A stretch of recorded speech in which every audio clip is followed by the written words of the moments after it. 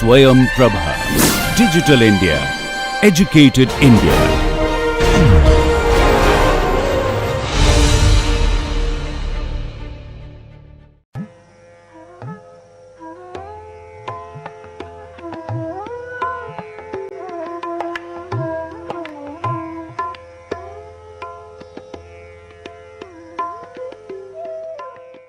Good morning and welcome to this the fifth lecture in the course Stochastic Hydrology. If you recall, in the last lecture we introduced the moments of a distribution. First we took the moments about the origin and then we started taking moments about the expected value or the mean value. Then we introduced measures of central tendency, specifically the mean, mode and the median, and then measures of dispersion, the standard deviation and variance and the coefficient of variation CV, measures of symmetry where we introduced the coefficient of skewness, and the measures of peakedness, the kurtosis. Then we also went on to discuss the normal distribution. I just introduced the normal distribution.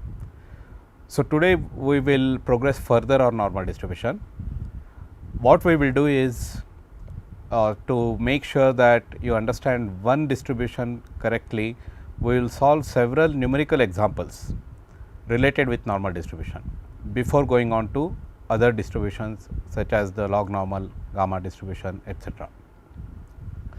So, in the last class we mentioned that if x has normal distribution, a linear function y is equal to a plus bx also has a normal distribution and its parameters are given by a plus b mu, that is y will have the mean of a plus b mu and it will have a variance of b square sigma square. We use this result to look at the so called standard normal distribution. Z is equal to x minus mu over sigma. As you can see, this is a linear transformation of on x, and then Z will therefore have the normal distribution, and we can see that Z has a normal distribution with mean 0 and unit variance. This result becomes extremely handy in dealing with normal distribution, and we use this PDF of Z defined as f of z is equal to 1 over root 2 pi e to the power minus z square by 2, because it has a variance of 1 and mean of 0, the f of z turns out to be this expression. And for CDF of z, which is probability of z being less than or equal to a given value of z, we get 1 over root 2 pi integral between minus infinity to z e to the power minus z square by 2 dz. As I mentioned last time, this integral is not analytically, this expression cannot be analytically integrated by normal means, by the usual methods that we have, and therefore, we adopt the numerical integration for this. So, the f z is referred to as the standard normal density function. This has a 0 mean and the distribution is symmetrically distributed around z is equal to 0.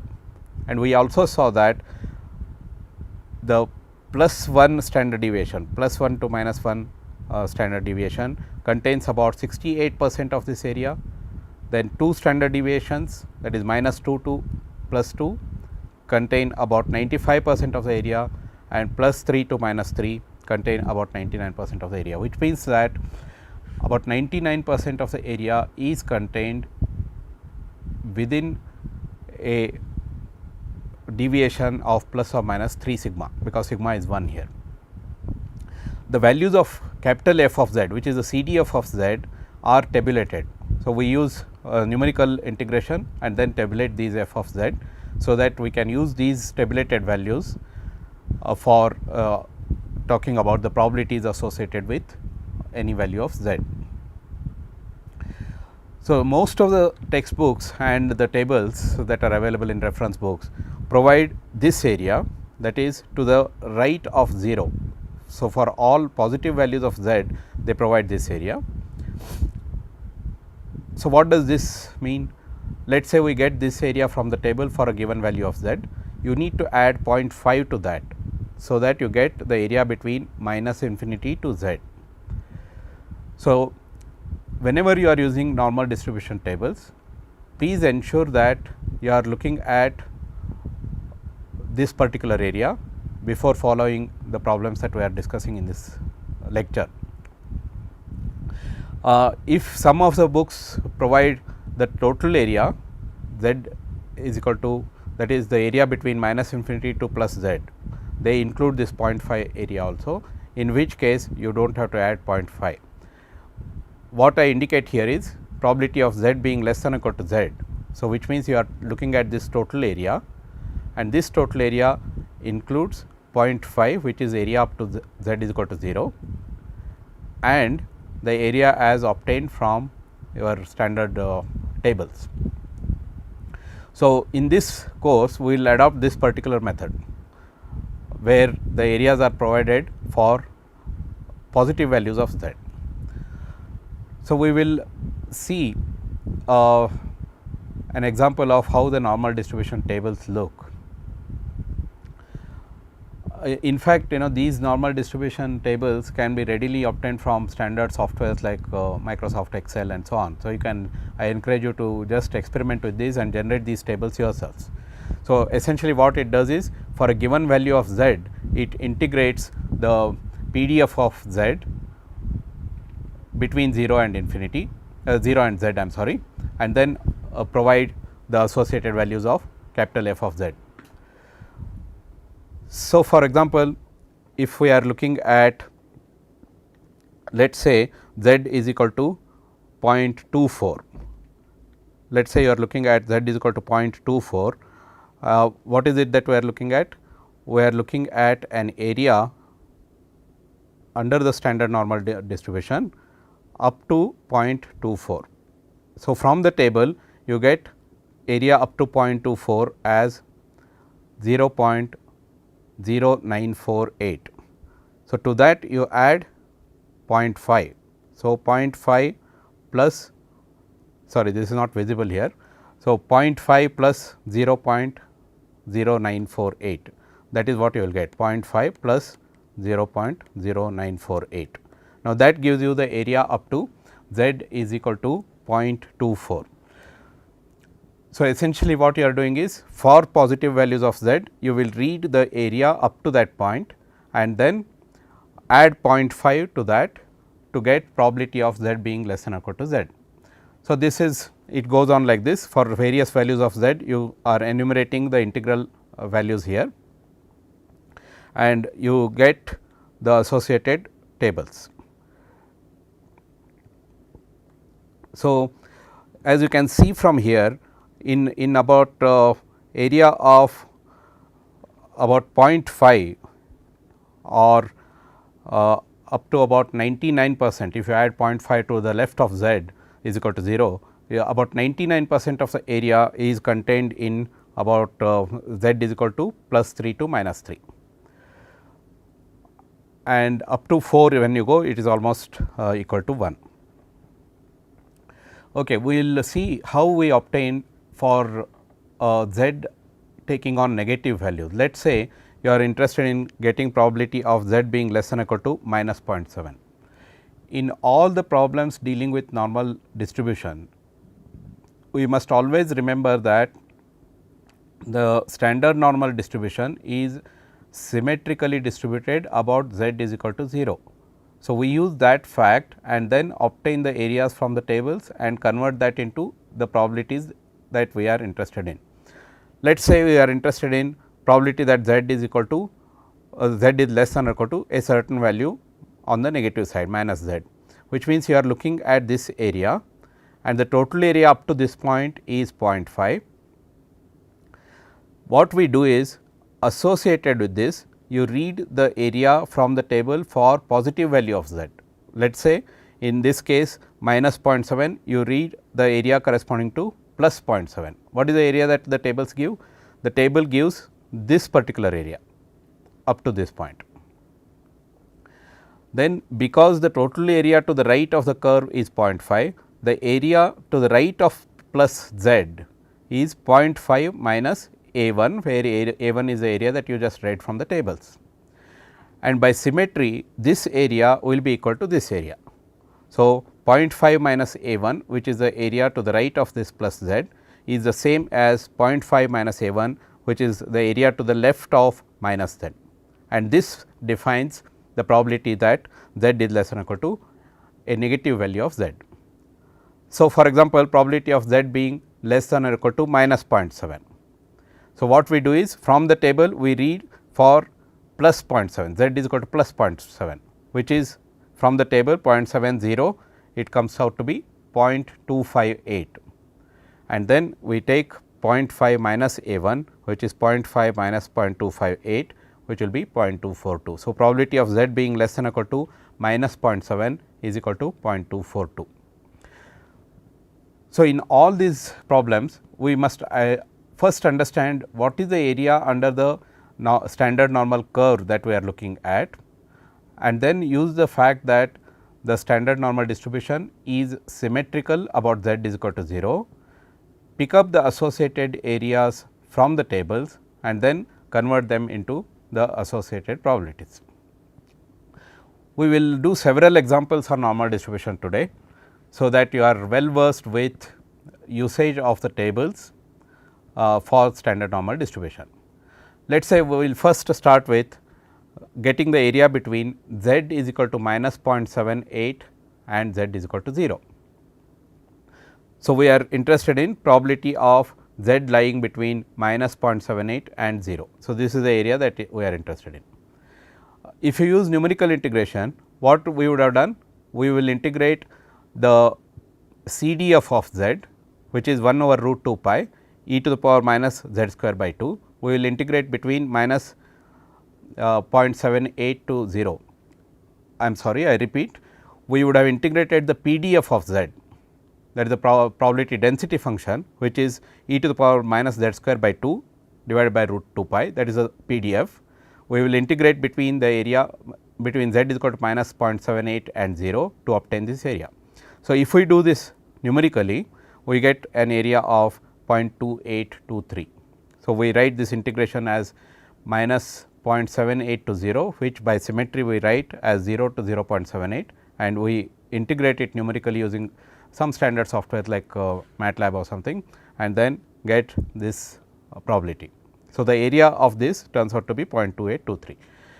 Now, from the tables, because z is negative now, what we do is corresponding to z is equal to plus 0.78, which comes somewhere here, plus 0.78, you read the area, which comes out to be 0.2823. So, this is the area between 0 and plus 0.78, which is 0.2823, which by symmetry is also the area between minus 0.78 and 0. So, that is how we obtain the area between area for z is equal to area between I am sorry z is equal to minus 0.78 and 0. Now, let us look at the area under the standard normal curve for z being less than or equal to minus 0.98, that is we are looking at the area to the left of this. As I said, this is also same as area to the right of this, where this particular point is 0.98, z is equal to plus 0.98. So, look up for 0.98, you get 0.3365. So, you are getting the area up to this point. So, let us say this is plus 0.98 by symmetry, this is plus 0.98, and the area that we are getting here is 0.3365, which is this area, this is 0.3365, and we are interested in this area, which is also equal to this particular area. So, this area will be equal to this area, and this area is what? 0.5 minus 0.3365, which is 0.1635. So, that is how we obtain the area that is required here in this particular case, z is less than or equal to minus 0.98. Again we will now do a different type of example, where we have specified the probability of z being less than or equal to z has been specified as 0.879. We are interested in getting the associated value of small z. So, we are asking the question, what is that value of the small z for which probability of z being less than or equal to z is equal to 0.879. That is the question that we are asking. Now, you must remember, because this probability is greater than 0.5, we are looking at the positive side of z is equal to 0. That means, to the right of z is equal to 0 is what we are looking at. So, this total area has been specified to be 0.879. So, from the tables, what is it that we have to look at? We look at this particular area, which is 0.379, which is 0.879 minus 0.5. So, you go to the table and look at the value that is closest to 0.379. You can also do numerical interpolation if you want exact values. So, in this particular case, it turns out to be 1.17. So, for the area of 0.379, we get a z value of 1.17. We will now do an example where we are looking at a given sample value. Let us say you have stream flows at a particular location, we denote that as the random variable x, and that has a mean of 100, estimated mean of 100 and the variance of 2500 square. And we are interested in getting probability of x being less than or equal to 75. So, we convert x into z by using z is equal to x minus mu over sigma, and therefore, the right hand side, which are the specified values of x, are also converted into the associated specified values of z as z is equal to x minus mu over sigma. So, 75 we take it as 75 minus 100, which is the mean, by 2500, which is sigma. This is sigma square. So, this is sigma. So, that z is equal to minus 0.01. So, from the table you are looking at minus 0.01. So, you are looking at this area. What you do is you get this particular area associated with z is equal to plus 0.01. So, 0.01, which is 0.004, and because you are looking at this particular area, this area becomes 0.5 minus 0.004, which is 0.496. So, that is how you get probability of x being less than or equal to 75 is also same as probability of z being less than or equal to minus 0.01, which is equal to 0.496. We will do another example where we are specifying mu x. This is similar to the earlier example, except that we are looking for probability of x being greater than or equal to x, and we are looking at what is that particular value of small x for which probability of x being greater than or equal to x is 0.73. In fact, these kind of problems come quite often in water resources, where we are saying that the flow value that is exceeded with 70% of probability, 75% probability, and so on. So, we are interested in that particular value of x which is exceeded in this particular case 73% of the times, or probability that that particular value is exceeded is equal to 0.73. And from the samples we have the estimates for mean and standard deviation. Let us say in this particular case you have mu x is equal to 650 and sigma x estimated is 200. So, as you can see, probability of x being greater than or equal to x converts itself into probability of x being less than or equal to x is equal to 1 minus 0.73, which is 0.27. So, you are looking at an area of 0.27. Because it is less than 0.5, it has to lie on the negative side of 0, on the left side of 0. So, we are looking at minus z here. So, area between 0 to minus z is equal to area between 0 to plus z here. So, you are looking at an area of 0.23, all right. So, you look up the tables and go to the area where you get closest to 0.23. You can do the numerical interpolation and you get z is equal to minus 0.613.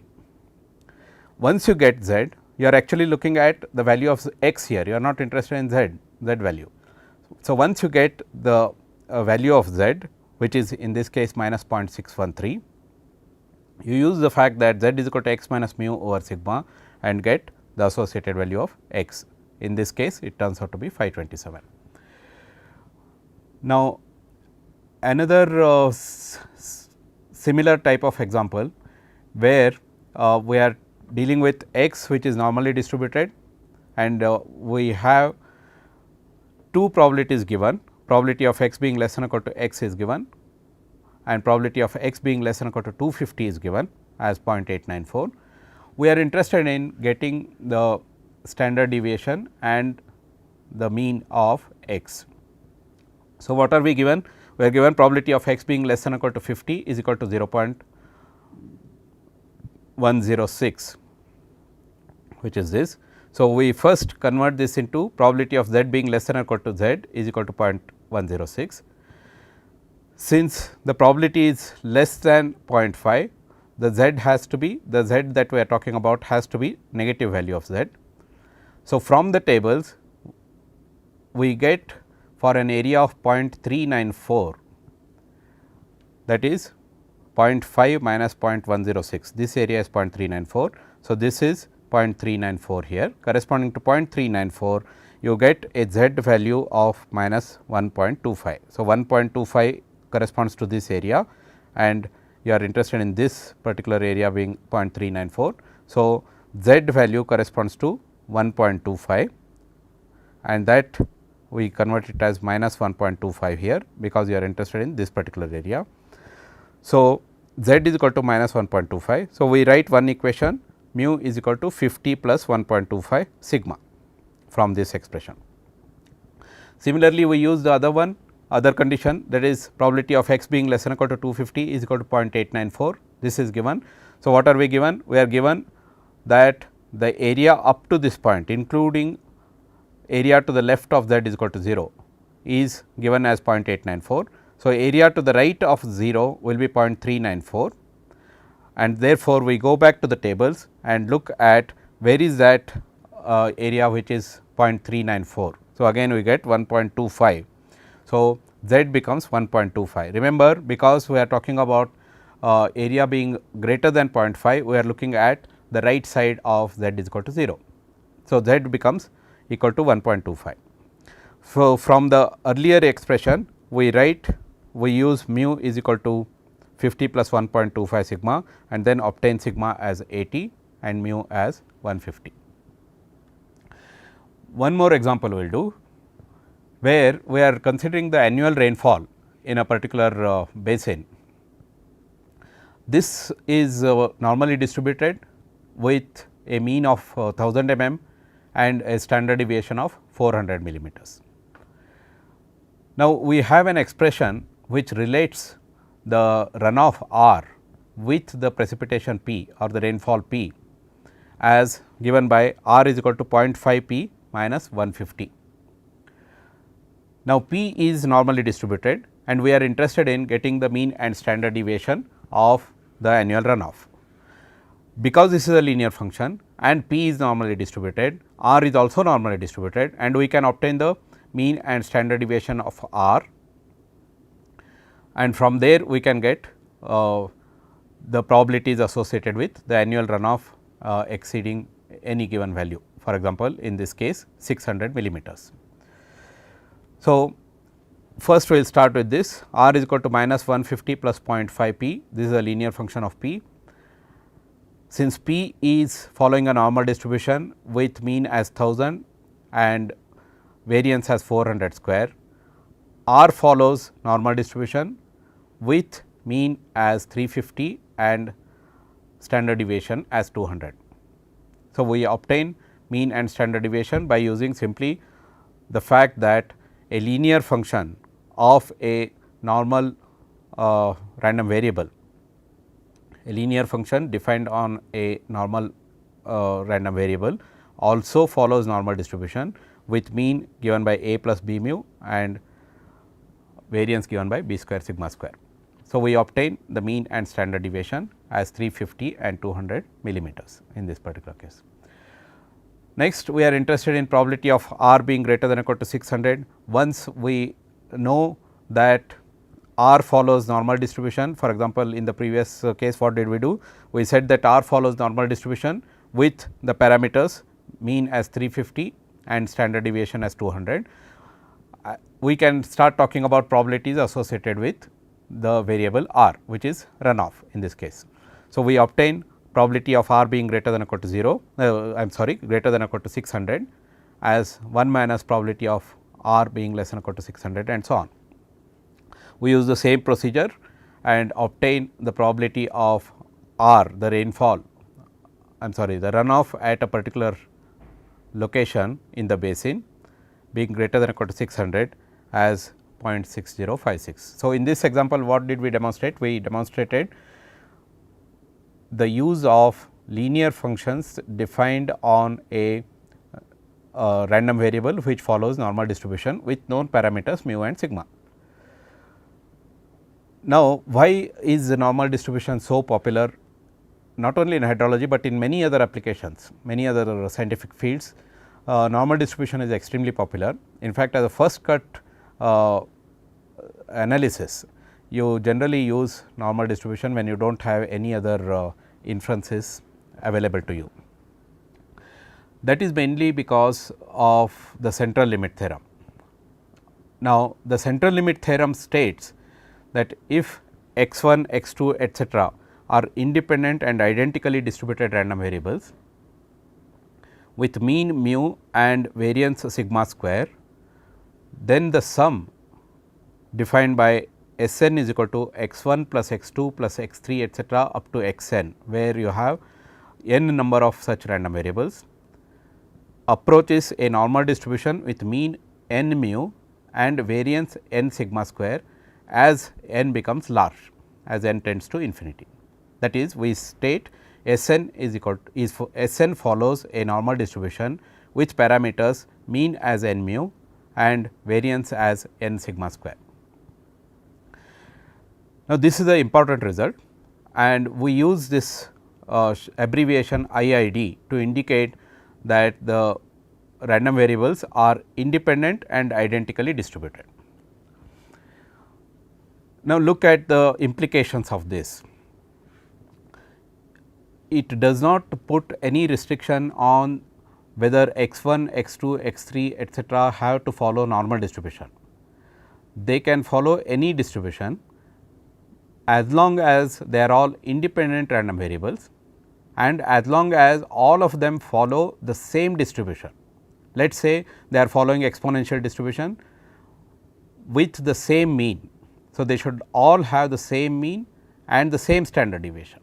So, by IID we mean they are independent and identically distributed.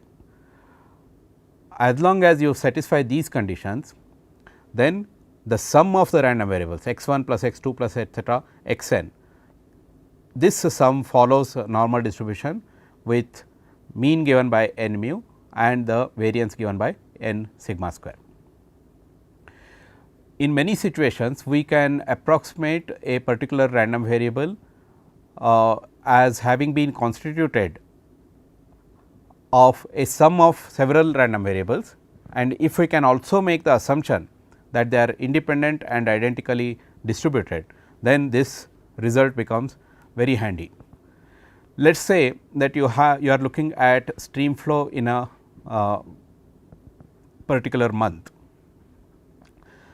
Let us say stream flow in month June is we are interested in the distribution of this.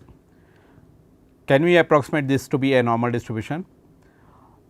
If we consider the stream flow in month June as having been constituted of several random variables, let us say in this particular case 30 random variables, 31 random variables x 1 plus x 2 plus x 3 etcetera, where x i's are the stream flows in ith day. Okay. So, the monthly stream flow can be looked at as a sum of daily stream flows in that particular month. Now, if the daily stream flows can be assumed to be independent and identically distributed, then we can say that the stream flow in that particular month follows a normal distribution with the mean given by 30 into mu and the variance given by 30 into sigma square, where mu and sigma square are the mean and the variance of the individual days random variables. Now, the requirement that these be identically distributed, that becomes slightly restrictive. So, for most hydrological applications under some general conditions, if xi's are all independent with expected value of xi given by mu I and variance of xi given by sigma I square, that means what we are doing now is we are relaxing the requirement that they are all identically distributed. All of them have some distributions, x1 has a distribution, x2 has its own distribution with different parameters, x3 has its own distribution with different parameters and so on. But as long as we can assume x1, x2, x3 etcetera xn as independent, then the sum x1 plus x2 plus x3 etcetera xn approaches normal distribution with expected value of Sn given by sum of mu i's over all i's and variance of Sn given by sum of all the variances I is equal to 1 to n. Now, one condition for this generalized central limit theorem is that each of xi's that we are considering here has a very limited or negligible effect on the total distribution of Sn itself. So, individually they are not contributing significantly to the distribution of Sn, but together they are making sure that it approaches a normal distribution. Now, this result, this generalized condition becomes extremely handy in hydrologic applications, where we will be dealing with, as I just mentioned, several random variables which can be taken as sums of individual random variables. Again, for example, seasonal rainfall, if we are looking at seasonal rainfall or seasonal stream flows at a particular location, if we are looking at. Now, this seasonal stream flow can be taken as having been constituted of daily stream flows. Let us say we are talking about stream flow in a monsoon period, which has 4 months, approximately 120 days. So, x1, x2 etcetera up to x120, there are several individual random variables. As long as you can take them as independent random variables, then you can approximate the seasonal stream flow as with a normal distribution, and once you know the mean and standard deviations of the individual random variables x1, x2, x3 etcetera up to x120, then you can also obtain the mean and standard deviation of the seasonal flows. Now, we will see why normal distribution cannot be very generally applied in most of the hydrologic situations. Although normal distribution is extremely elegant and extremely useful in many applications, you can recall that normal distribution is defined from minus infinity to plus infinity. So, irrespective of how high is your mean, how much to the right of 0 is your mean, there is always a probability, finite probability associated with negative values. So, even if you have the mean to extreme right and that is extremely high value of mean, but there is always a probability associated with a negative value of the particular random variable. In most of the hydrologic situations, we are dealing with non-negative variables. For example, stream flow cannot be negative, rainfall cannot be negative, evapotranspiration cannot be negative and so on. So, most of the hydrologic variables are non-negative, unless you are talking about temperature as one of the variables, and then with the scale that you are looking at, you may have negative values of temperature, or reservoir levels around a particular threshold value, that can be negative. So, only in very specific cases, specific applications, you come across negative variables. It is for this reason that normal distribution has a limitation, in the sense that there is a finite probability associated with negative values when we are dealing with normal distribution. And therefore, when you generate values of generate samples of this particular variable using the normal distribution, there will be always negative values that are generated, which we will see in subsequent classes of this particular course. The other other property of the normal distribution is that it is perfectly symmetrical. So, it is symmetrical about x is equal to mu, but most of the variables that we deal with in hydrology, for example, rainfall or time between two events, two critical events, or the flood flows at a particular location, etcetera. These are generally skewed distributions. These follow generally skewed distributions, with gamma s typically being positive in most situations. So, whenever we have significant skew, we cannot use normal distribution. So, both these limitations of normal distribution lead us to use the log normal distribution, which we will introduce now. Now, the log normal distribution, if y is equal to ln x, that is y is equal to log of x, log natural of x, this follows normal distribution, then x is said to follow log normal distribution, as simple as that. That is, we take the transformation y is equal to ln x, and if y is equal to ln x follows a normal distribution, then x follows log normal distribution. Now, the probability density function of the log normal distribution is given by f of x is equal to, this is obtained from the fact that y is equal to ln x follows normal distribution. As you can see, this is normal distribution for ln x.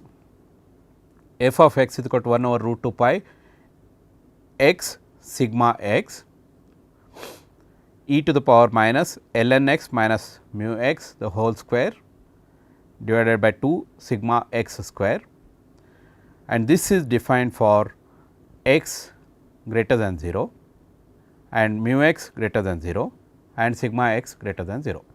So, all these are positive quantities.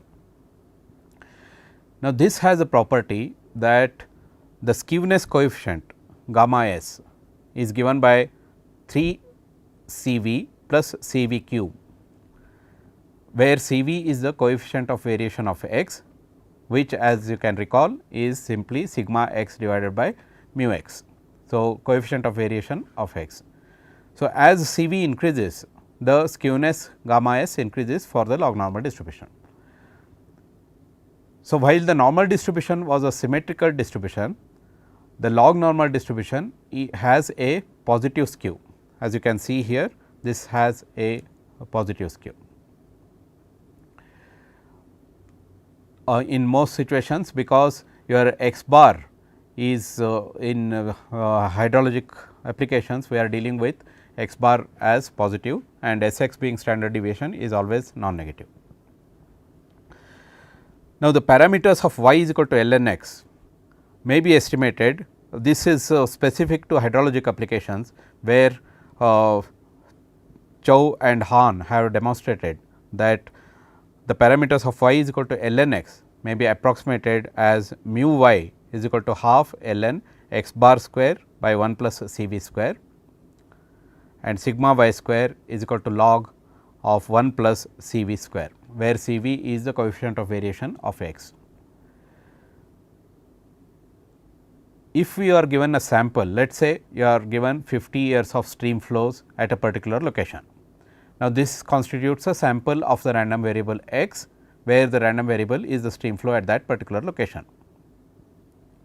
From the stream flows samples, you can estimate x bar and the standard deviation S x, and if x follows log normal distribution, then y is equal to ln x follows normal distribution, and the parameters of y is equal to ln x are given by mu y is equal to this and sigma y square is equal to this.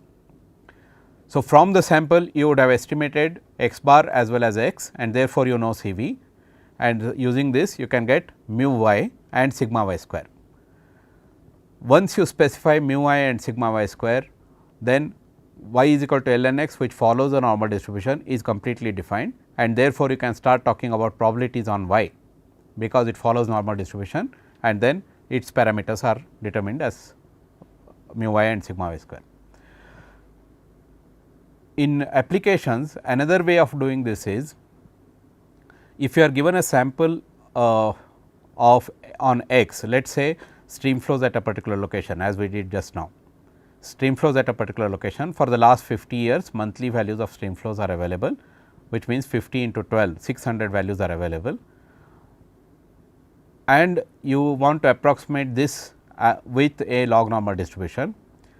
Then a easy way, although slightly inelegant way of doing this will be that you take log of x corresponding to each of the values. For example, you have let us say you have x 1, x 2, x 3 etcetera observed values, x, let us say you have x 1, x 2, x 3 and so on, these are the observed values. So, you simply take y is equal to ln x, let us say this was 50, you take log of 50 and then associate y. So, you generate another series y is equal to ln x. If x follows normal distribution, log normal distribution, then y is equal to ln x follows normal distribution, and therefore, you work with this series now and associate the probabilities on x. So, this is one easy way of doing this. So, if you have a sample on x which follows log normal distribution, simply take y is equal to ln of x, generate another sample, and this sample follows now normal distribution. You can estimate its mean and standard deviation by from this sample, and then start talking about probabilities on y, which are also related to probabilities on x. Now, just look at how the log normal distribution appears. This is for different mu's. For example, mu x is equal to 0.3, sigma x square is equal to 1. This is the shape that it takes. Now, as your CV increases, that means CV is sigma by mu. As your CV increases from your previous location, previous expression here, 3 CV plus CV cube. As your CV increases, the skewness increases. So, you just look at these.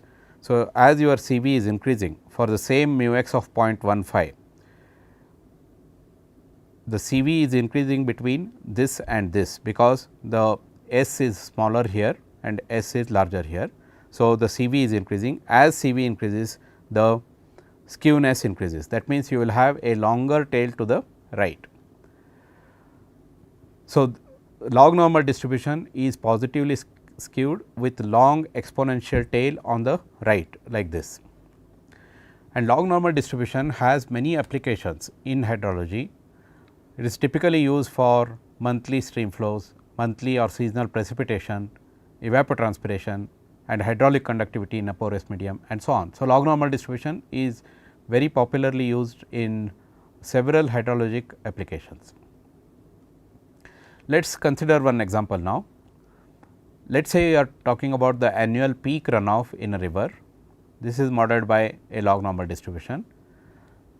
It has a mean of 500, I am sorry 5.00 and a standard deviation of 0.683.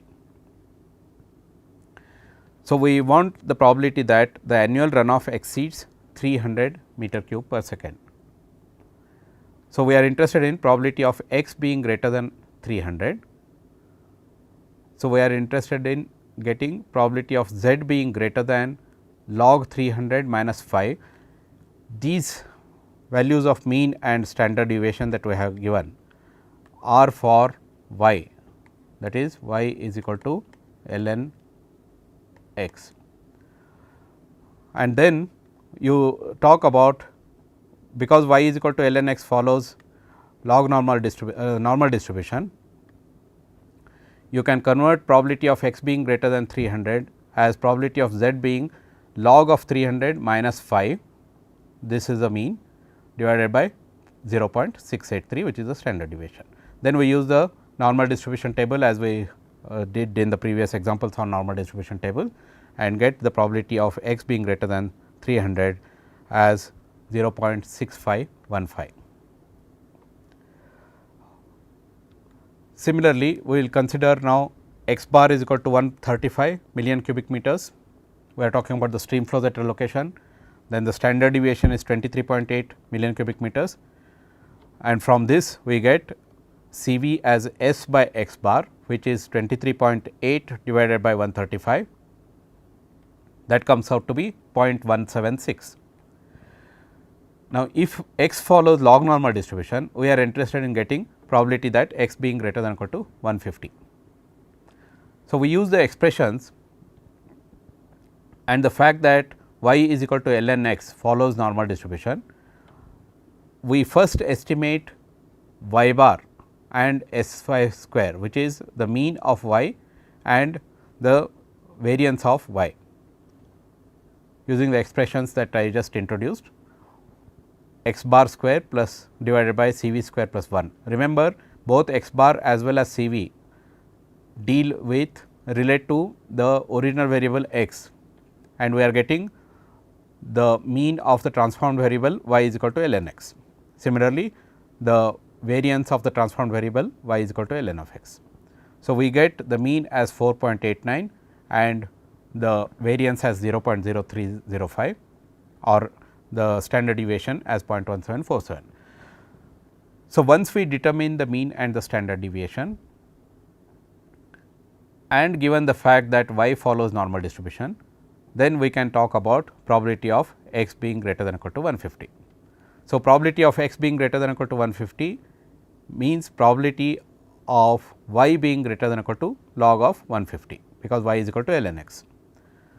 So, we then, because y follows normal distribution, we simply use the fact that z is equal to y minus y bar over s y. So, y is ln 150, which is 5.011 minus 4.89, which is the mean of y as we obtained just now, 4.89, and the standard deviation is 0.1747. So, using that we get probability of y being greater than or equal to log 150 using the standard normal tables as 0.24117. So, log normal distribution is mostly used for as I said, monthly stream flows and conductivity, evapotranspiration and so on. But there are many situations where we will be looking at time between critical events. Let us say that the time that has elapsed between high intensity rainfalls, or the time that has elapsed between two critical floods of a given magnitude. So, whenever we are talking about such variables, then log normal distribution is not generally suitable. We have the exponential distribution, which is ideally suited for such purposes. Now, we will introduce the exponential distribution. The probability density function of the exponential distribution is given by simply f of x is equal to lambda e to the power minus lambda x, defined for x greater than 0 and lambda greater than 0. This is a single parameter distribution where lambda is the only parameter.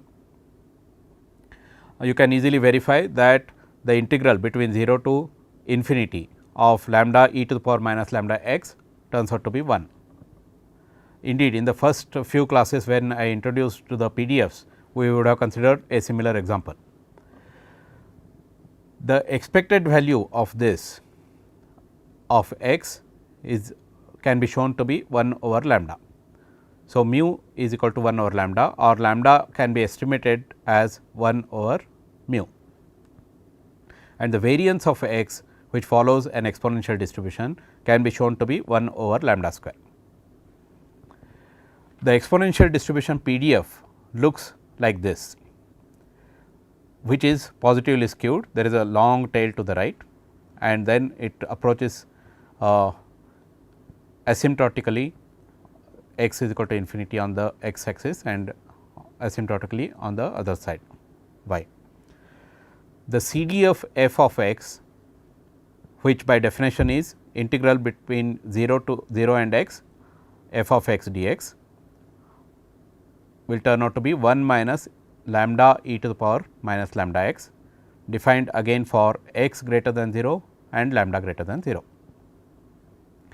So, once you define CDF of x, you can talk about associated probabilities, probability of x being less than or equal to a given value of x and so on. Remember, both normal distribution as well as log normal distributions had two parameters mu and sigma, and the exponential distribution has only one parameter lambda. So, if you are given a sample that follows normal distribution, from the sample you can estimate the sample mean, and from the sample mean you can estimate the parameter lambda, because mean is equal to 1 over lambda. Once you estimate this parameter, your PDF is completely defined. Then you can obtain the CDF and start talking about the probabilities of the random variable taking on certain values. Also, it is easy to integrate the particular PDF here, lambda e to the power minus lambda x. So, you can integrate this and obtain 1 minus lambda e to the power minus lambda x. Typically, when we are talking about time to failures, we use exponential distributions.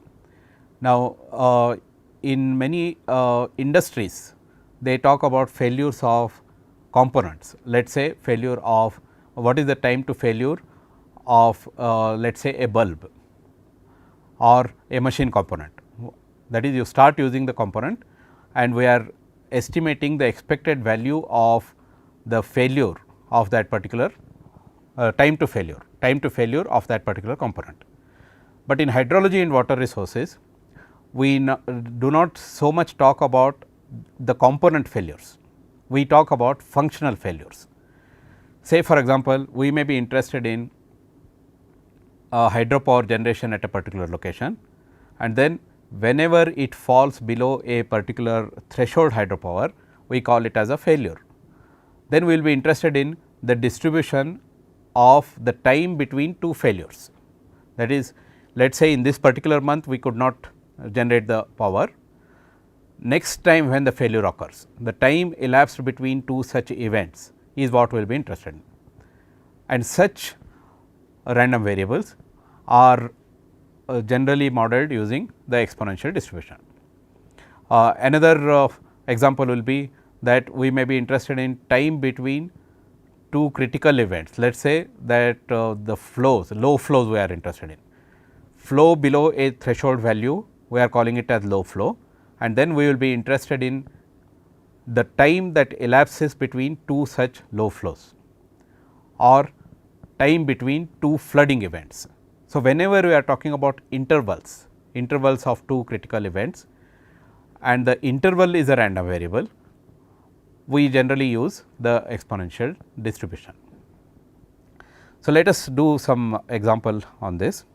As I said, the exponential distribution is a positively skewed distribution, and it is used for expected time between two critical events such as floods of a given magnitude or time to failure of hydrologic water resource systems components and so on. Again, by these components I do not mean the physical components, we may have functional components, the ability of the system to provide a certain let us say demand in terms of hydropower, in terms of irrigation and so on. So, whenever it fails to achieve that objective, then we count it as a failure, and then we are interested in time between two such failures. Okay, we will take a simple example here. The mean time between high intensity rainfall, as I said, rainfall intensity above a specified threshold, events occurring during a rainy season is 4 days. That is, we are talking about the mean time between high intensity rainfall is about 4 days in the rainy season. Assuming that the mean time follows an exponential distribution, obtain the probability of high intensity rainfall repeating within next 3 to 5 days or within next 2 days. This kind of applications come typically when we are dealing with urban flooding. Let us say we are interested in high intensity short duration rainfalls at a particular location, and we say that, let us say for example, whenever the intensity of rainfall exceeds 90 millimeters per day, then we call it as a high intensity rainfall. Or for design purposes, we may be interested in 9 centimeters per hour in certain situations, where we are talking about very short durations of 15 minutes and so on. So, we are interested in very high intensities of rainfall and the time duration between such events. So, the mean of that in this particular case, mean of such an event occurring is given to be 4 days, and it follows the normal it follows the exponential distribution. Then we are interested in getting, once the event has occurred already, what is the probability that it will again repeat within the next 3 to 5 days or within the next 2 days. So, we are interested in getting probability that x lies between 3 to 5 days, where x is the time between one event and the next and within the next 2 days. So, first we estimate the lambda, which is the parameter required for the exponential distribution, as 1 over mu, which is 1 by 4. So, once you get lambda, the exponential distribution is completely defined, and from that we will be able to talk about f of, that is probability that x takes on values between 3 and 5 is given by f of 5 minus f of 3 from your fundamentals. So, f of 5 is 1 minus e to the power minus 5 by 4 divided by 4, that is we are talking about f of x is equal to 1 minus lambda e to the power minus lambda x. So, this you get as 0.1735, and similar, then we get probability of x lying between 3 and 5 is equal to 0.1859. There is a correction here. So, this is f of x is equal to 1 minus e to the power minus lambda x. So, there is a correction here. We will just go back here for a while and see that your f of x is 1 minus lambda e to the power minus lambda x. So, we get probability of, using this expression we get the probability, associated probabilities. Okay, so, for today we will close at this point. What we started off today is with the normal distribution. We defined the standard normal density function and then solved several numerical examples dealing with the standard normal distribution, and then went on to the log normal distribution. As I mentioned, normal distribution is a very commonly used distribution. However, the two limitations that the normal distribution has for hydrologic applications, namely that there is a finite probability associated with negative values, and that the normal distribution is a perfectly symmetrical distribution. For most hydrologic applications, these become real limitations, and therefore, we generally use the log normal distribution. Now, log normal distribution is a positively skewed distribution, and if x follows a log normal distribution, then y is equal to ln of x follows normal distribution. And we saw the methods of estimating parameters on y given the parameters on x, and then start talking about the probabilities on x, because we know that y is equal to ln x follows normal distribution. Then we also introduce the exponential distribution and solved a numerical example. So, thank you for your attention. We will continue the discussion in the next class. Thank you.